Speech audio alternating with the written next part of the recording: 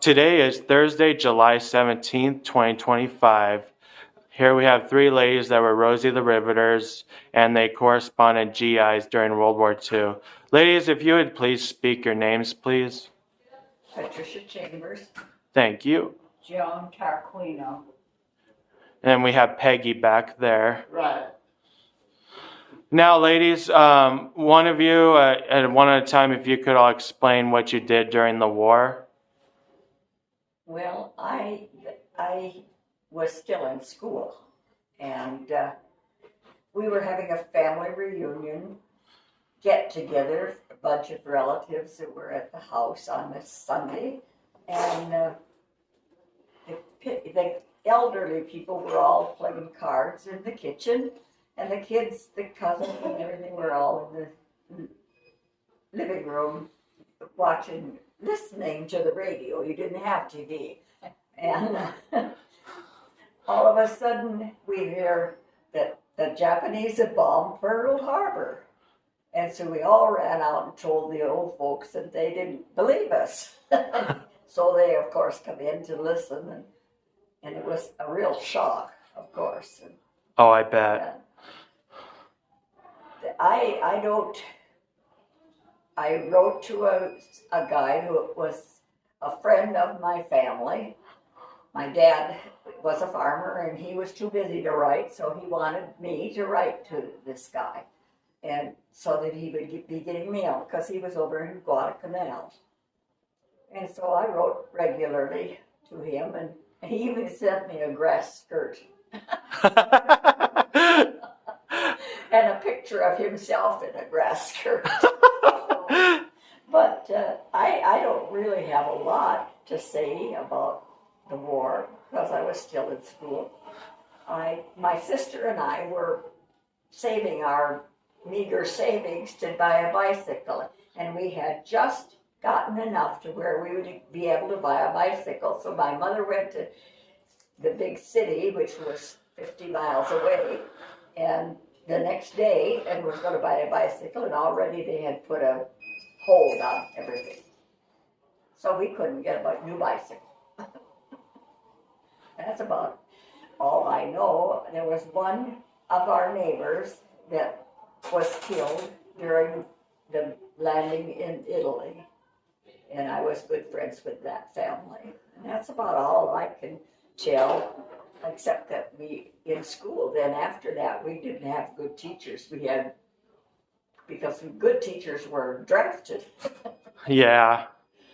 And that's all about that I can say, unless I happen to think of something else now in the meantime. Okay. If you'd like to go next, please. Oh, if you're speaking about before the war, we lived, I was born and raised in Ohio. We had no telephone, no radio, no outside means of communication except person to person. So we did not even know the country was at war until we went to visit on Sunday evening a neighbor's house. The neighbor was crying. We said, "What's wrong?" She said, "Well, don't you know the country is at war?" And her son had signed up for the Navy that day, and he was to leave the next day. We felt like a bunch of corncob idiots because we didn't know we were at war at all. But until 1937, we didn't even have a radio. And, our only radio was a battery run and charged up with a ring charger on top of it. Oh, yeah, I know what those are, yeah. my dad was in the service in the First World War. So when he was told that by the neighbor right away, he said, "Well, I'm going to go sign up." And my mother started having a bunch of kittens right at that moment. She said, "What am I supposed to do?" He said, "Well, you can get a job and go to work." She had never worked outside the house a day in her life. She wouldn't know what a time clock was if it hit her back in the face. But my dad was a beekeeper, so we had honey, and of course sugar was rationed. So we did not use sugar. So we traded sugar coupons for coffee coupons. And we started trading coupons. We had that's before sandals came into being. They did not even exist as shoes.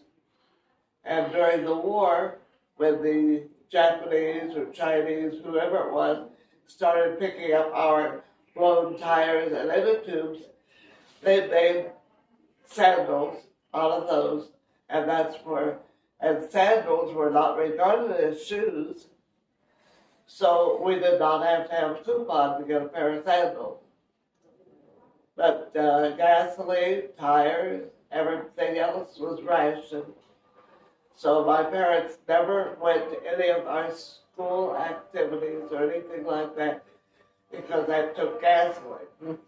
Of course, my dad's friend was a farmer, and he had what they called tractor gas, which was the same as automobile gas. So we traded gasoline for other things. So you do a lot of trading. But I started working for the government then in 1945 when I graduated from high school. I had taken a civil service test. I passed the test, and on the night that I graduated, I had a letter in my purse that I had been accepted for a job.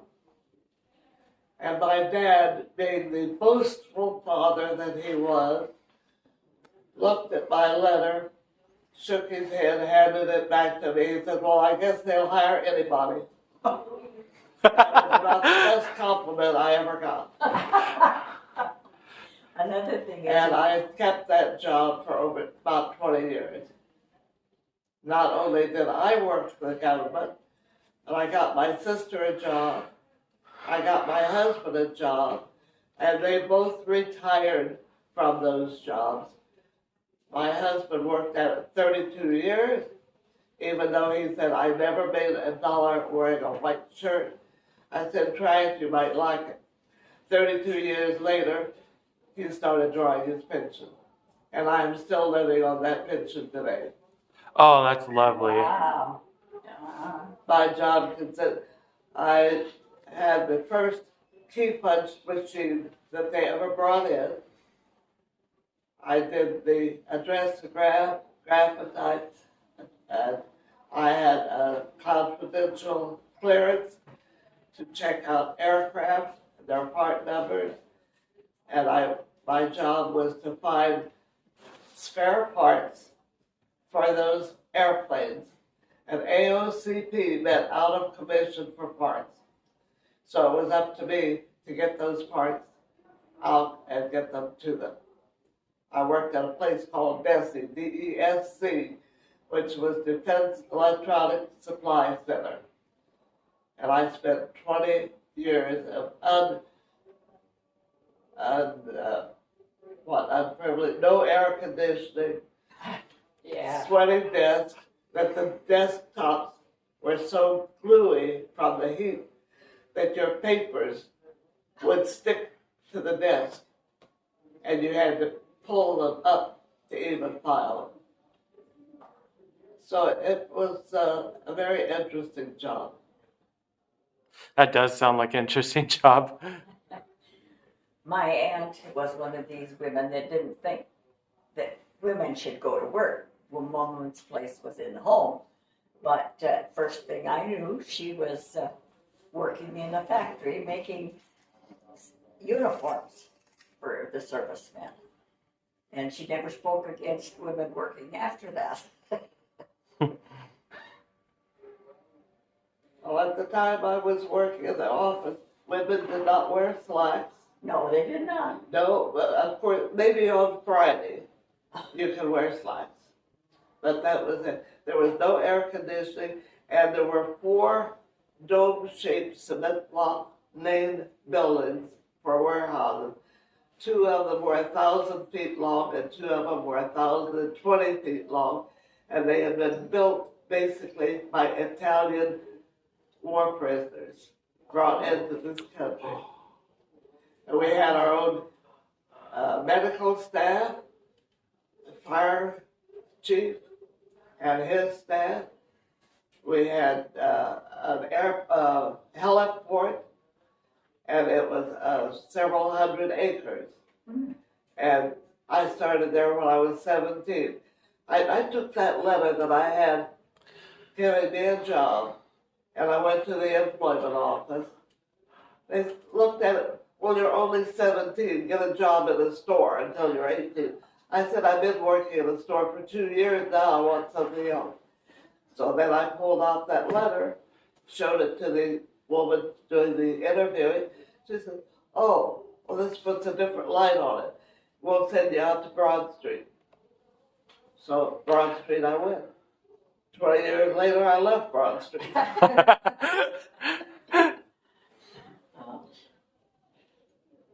Well, we lived on a farm. We had a small farm and had cattle and pigs and horses and stuff like that. And of course, we had our own milk and butter and cheese, which was all hard to get otherwise. Had to ration it very heavily too. Oh, yeah. Meat was rationed, so we raised rabbits. They were not rationed. I heard horses were substituted as meat at the time too, instead of beef and chicken. I heard that too. I never heard that. Really? Oh, okay. Huh. When we had COVID lockdown here, to use my time, instead of counting the wallpaper flowers, I wrote a book about my first 100 years. Oh, okay. Now I'm going to start another one, my second 100 years, because just 2 more years, I'll be there. You wrote this? Mhm. Do you have any more about it? Amazon has them. Amazon has them. Oh. You hear that, guys? Amazon has that for sale, so go ahead and buy her book. How about you? If you can remember anything. I didn't do anything as exciting as any of this. Oh, no, you're fine. Any story helps. Growing up in Chicago, and it was just my dad and I. That's how I remember the Sunday of Pearl Harbor. And I was a freshman in high school at the time, and nobody in our immediate family was involved in the war. So it just never made a big except for many years there was never a date because every boy I knew was away in the military somewhere.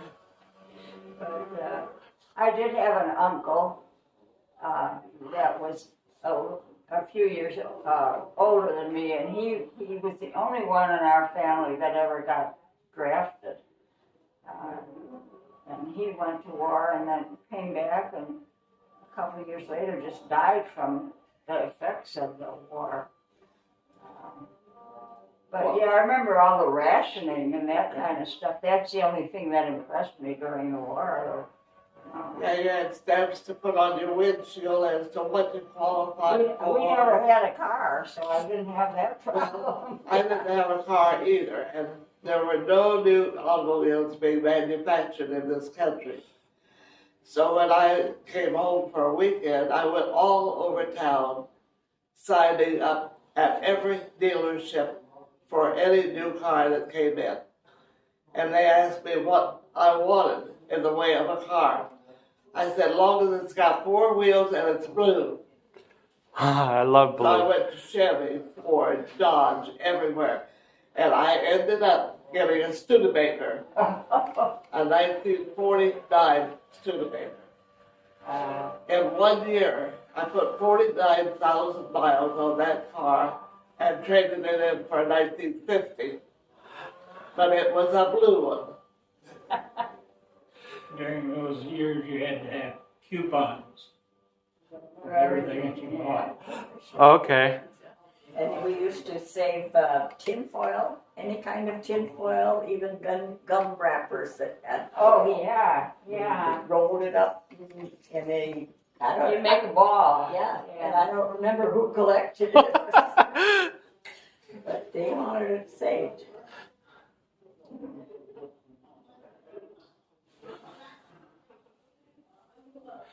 Tell me a story of all the any husbands that you've met that served in World War II or any time after the war. Well, I had two husbands. The first one was in the Coast Guard. The second one was in the Navy.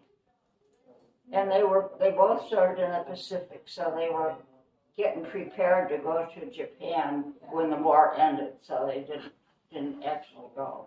Yeah, because the atomic bombs. Yeah, that's when Hiroshima.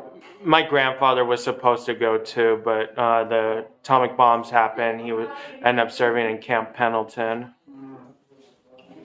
Well, my husband passed the physical for the Army, even though he was blind in his left eye from a birth injury. How he passed, I don't know, but he did. But after they started issuing uniforms and everything in camp, they caught him sleepwalking. And for that, they kicked him out. But all the time he worked where I did, if he was on an inspection trip, he had a rating of sergeant, even though he never wore a uniform. If he was just working there at the base, he was a civilian. He had a military driver's license, but he never wore a uniform. So I don't know whether he was a civilian or a sergeant. He tried to be a sergeant over me, but that didn't always work.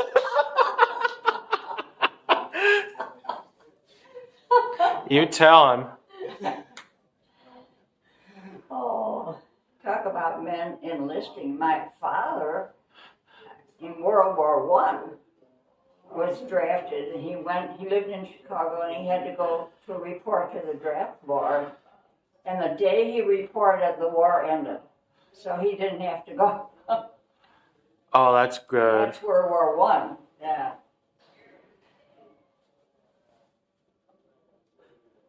How about you? I don't have much more information than what I've already. Oh, no, that's okay. Let's see. Did any of you have any children? I have two children. I had three, I lost by one at age 39. She had left three children behind. But my oldest son, well, let's see, yesterday I had lunch with my granddaughter, my great-granddaughter, and my great-grandson. And I'm looking forward to my next lunch with them because they pay the bill.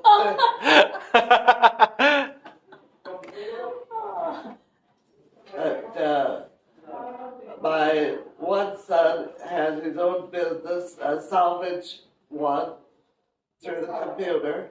He retired from the University of California as their technician, and then he came to Arizona and retired from the Department of Public Safety, and he has his own business. And he's 73 years old, and they are on a cross-country trip right now in a 40-foot motorhome, which he refers to as the Albatross. The albatross. Every time he turns around, he's having to spend money on it.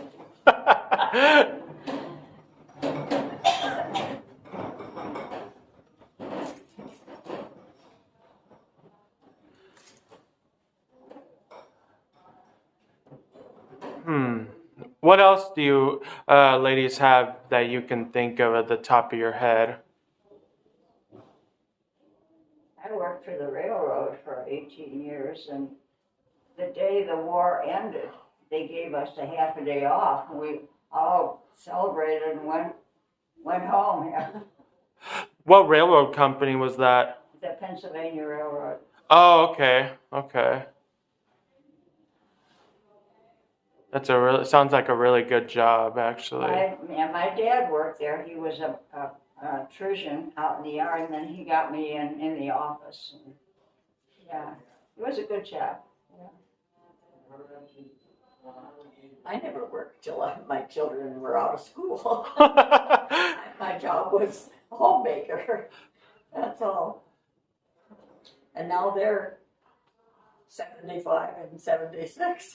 Well, my little country school did not have kindergarten. So I started first grade at age 5.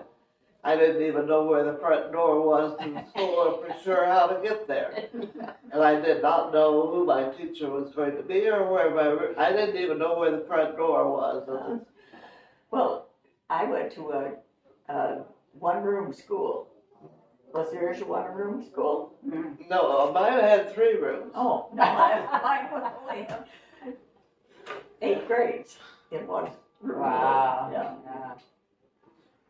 Yeah. yeah. And I was a terrible student. I mean, everyone told me I should be a lawyer when I grew up. Because no matter what was said, I would argue with them. So I don't know whether that meant a defense lawyer or an offense lawyer. But anyhow, I had an art teacher, a teacher who did not like art. And I was always drawing pictures. So when I got into high school, first thing I signed up for, of course, was art. And I won a prize, this whole set of paints. And I got off the school bus that day before my stop. I got off at the former teacher's house to show him what I had won with my art. Because he had made me stand at the blackboard with my nose in a chalk circle because I had been caught drawing a picture. I said, now here's what my drawing gets me as a set of paint. So the principal came in and chewed him up. What's she doing up there with her nose in that circle? While she was drawing a picture. So what's wrong with that? Well, I told him not to. Well, that's wrong. And he never made that rule again. Especially after I marched up to his door and showed him, this is what my drawing does. Yeah. Oh. But my husband and I were in the same art class. We went to high school together. And then we were married for 62 years after that, before he passed away. And there again, I argued with the doctors. They gave him 6 months to live. I said, says who? He lived 42 years after that. Oh, wow. But 16 doctors at Christ Hospital in Cincinnati, Ohio, gave him 6 months to Oh live. my gosh. Wow. Following cancer surgery and heart surgery. I said, no, I got 3 kids to raise. He's not going to die. And he didn't for another 42 years. Wow. Yeah. He was afraid to die. He was afraid what you do to him. Up in knots. Oh, yeah. Oh.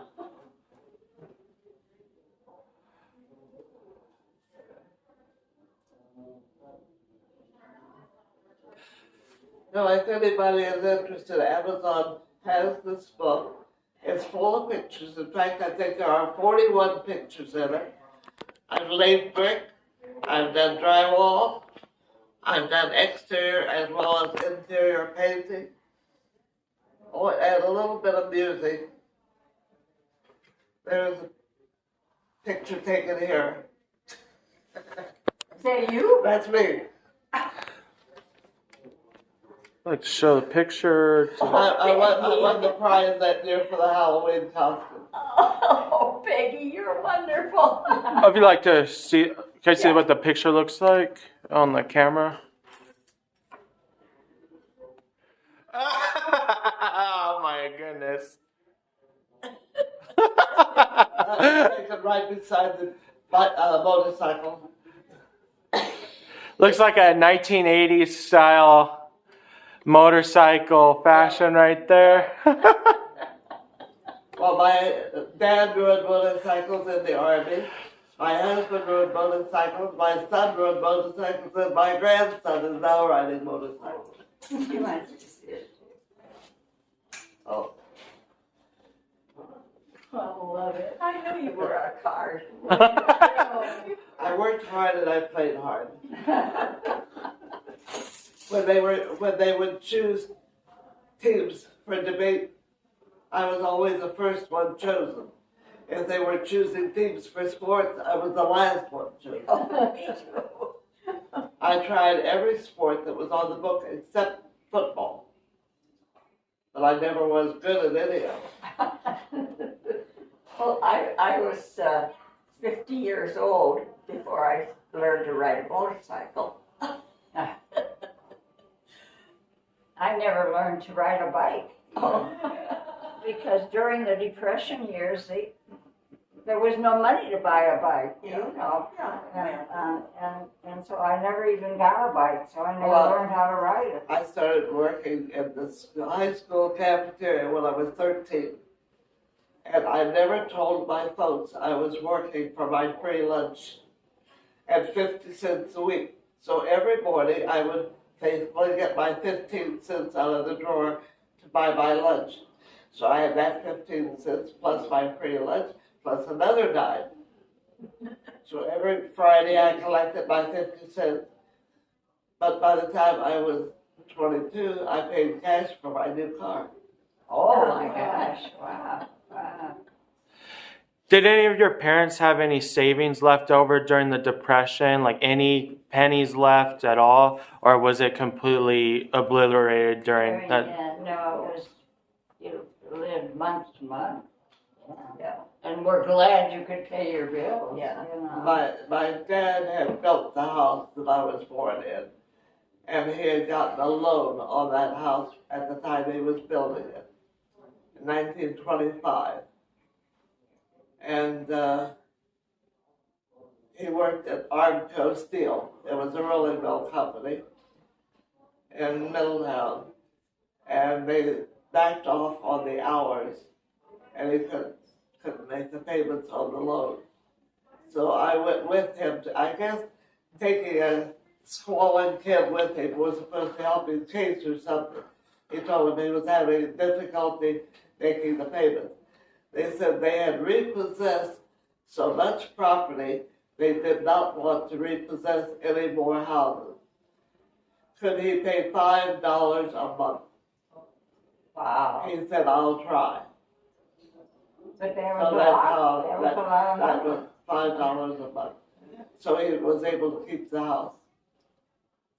My parents, my dad went bankrupt in Iowa in 1937, and he came up to Minnesota. He had relatives up here, and he bought an old farmhouse that had been abandoned, an old acreage and everything from a guy who owned it, and he paid, I think, $2,000 for the thing. It was 40 acres in the old house, an old barn, and he had to pay that out of his check every, to make a monthly payment.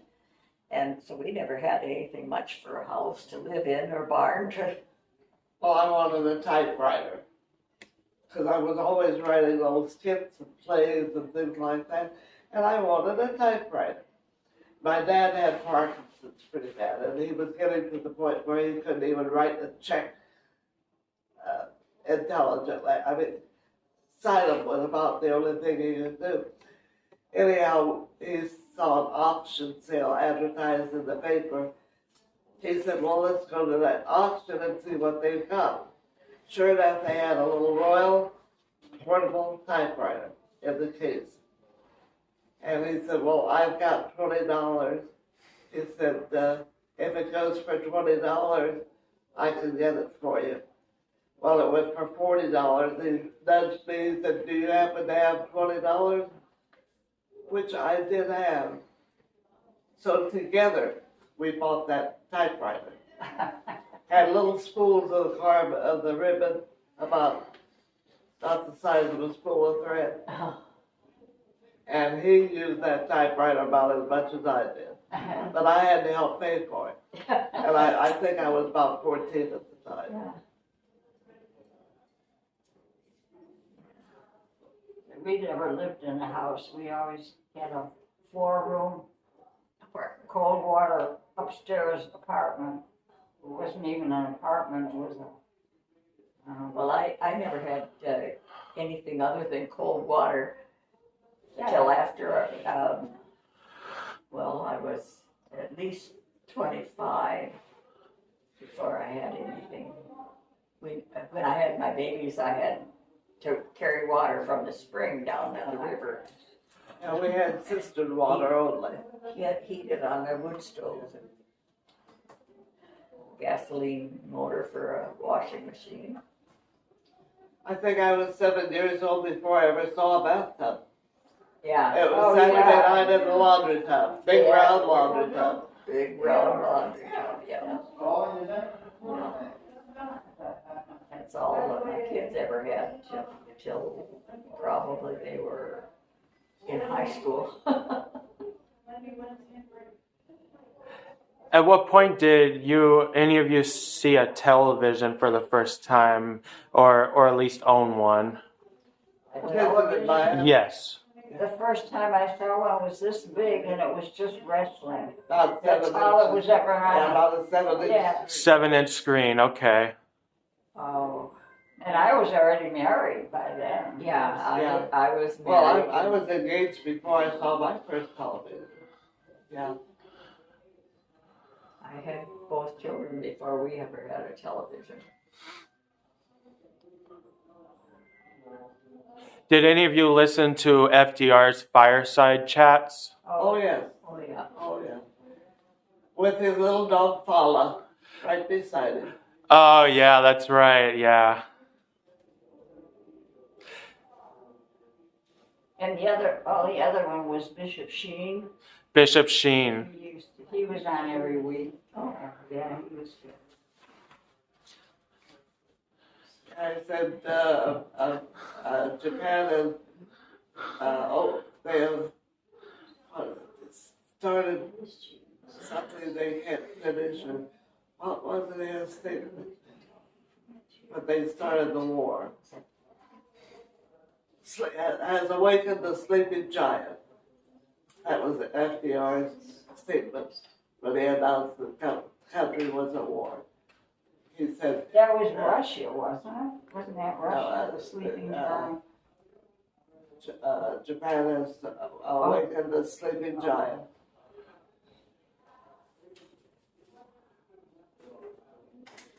What did you ladies do when the war was over? Did any of you celebrate?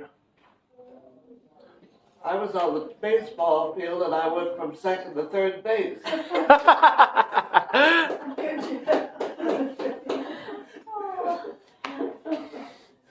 I don't remember. I just remember getting half a day off and being able to go home early. Oh, that's lovely. I actually can't remember when the war was over. Really? Yeah. It was August 2nd, 1945. Or no, excuse me, September 2nd, 1945.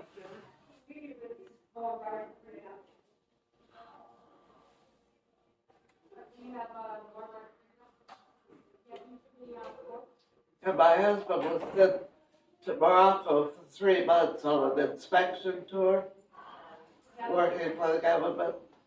And it was an outside storage facility for all of the leftover wartime equipment. And they had to identify, and the snails had eaten the labels off of everything because of the glue.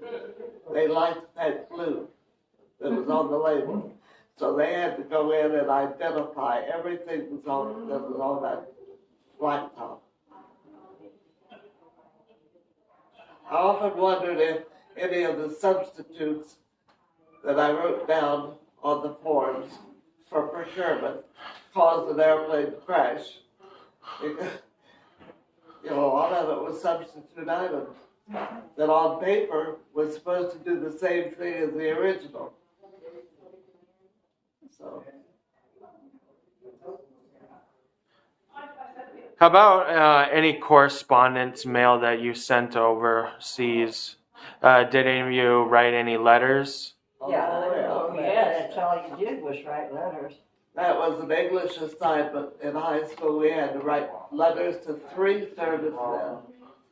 Well, 2 of them responded. The third one never did, and I wrote to him for quite a while. I had a couple of cousins that were killed in the war. One was shot while on guard duty, and another one laid in the bunker for 2 days until our forces came back across and found him. He was the only one still alive in the ditch. I remember writing to 7 different servicemen at one point. 7 servicemen. Everybody I knew was in the military, in the war.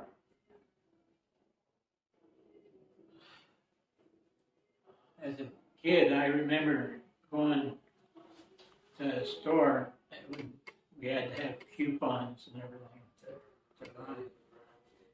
I don't know. I don't remember why we had to have coupons, but we had to have coupons. Because it was rationed.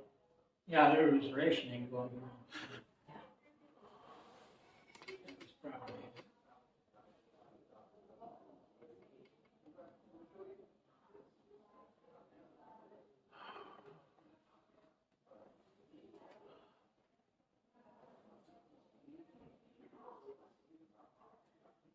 Anything else that you can think of?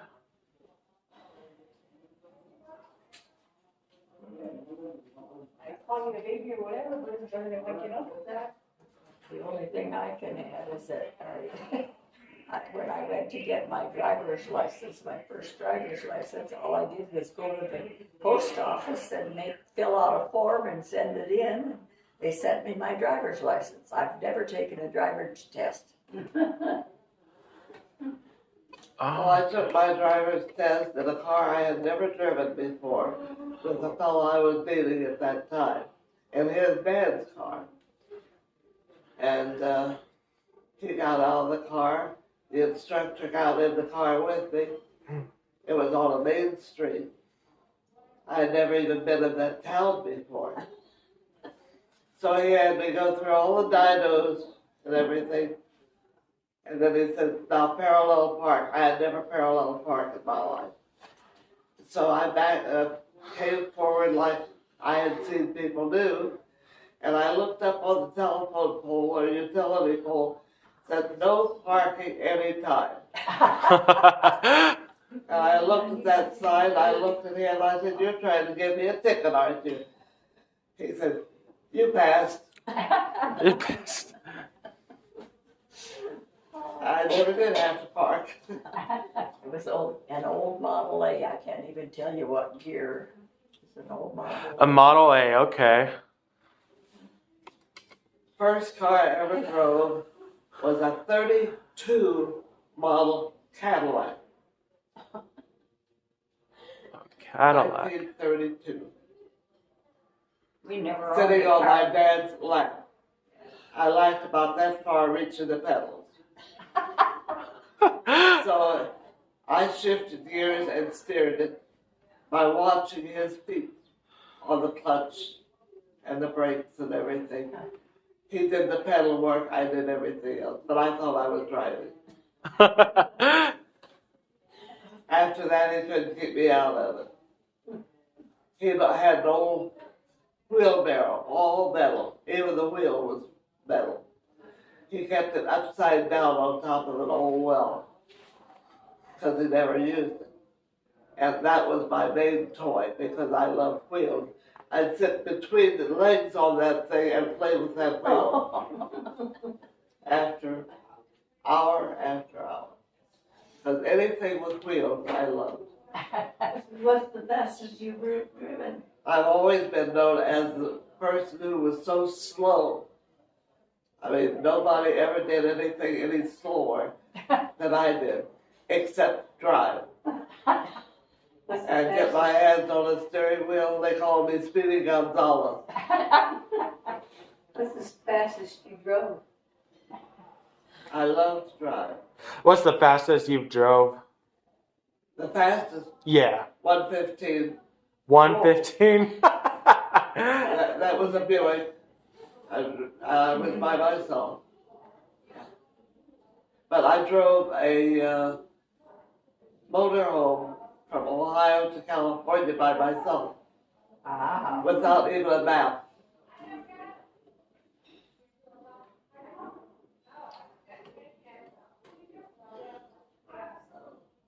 I knew you were special, Dave. I love I to just drive. didn't know how special.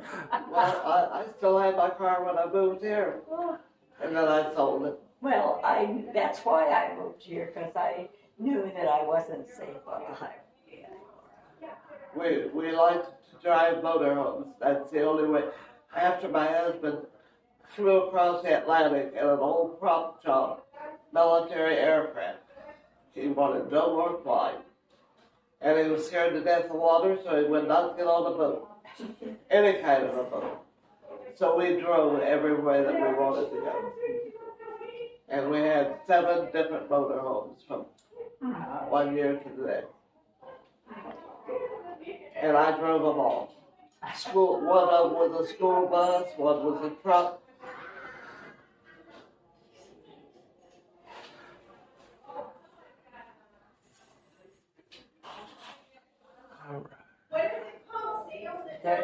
That's one thing that my dad never let me do, was drive our car to anything at school or anything. I always had to get a ride with somebody else. He never let me drive my car there. Well, I was driving my dad's 37 Dodge, and my uncle had just put in a new fence, a chain link fence set in concrete. Went up a stiff incline on his driveway and then leveled out. And we were going to visit his house. My dad said, "Would you like to drive?" I said, "Oh, sure." So he made my mom get in the back seat. He got up front with me, and I went sailing down the street. No power steering, of course. No. So when you turn it one way, you have to turn it back. So I turned, and I was going too fast to make that real sharp turn to go right up the hill. So I took off the left front fender. I didn't take it off completely, but I made a sizable dent in it. Yeah. And he looked at me, and I looked at him, ready for the fireworks. He said, "Well, I think we'd better back up and try that again." That was his response. So I did. Backed up and tried it again. That time I went a little slower. But in 72 years of licensed driving, I never had a ticket. I had built-in radar. That's more than I can say. I had 2 tickets in my life.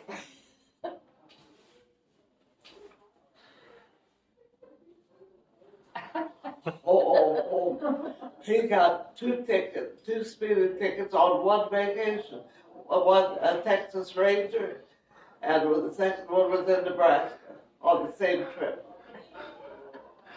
After that Texas Ranger balled him out, I didn't think he would ever step on that accelerator again, but he did the next day.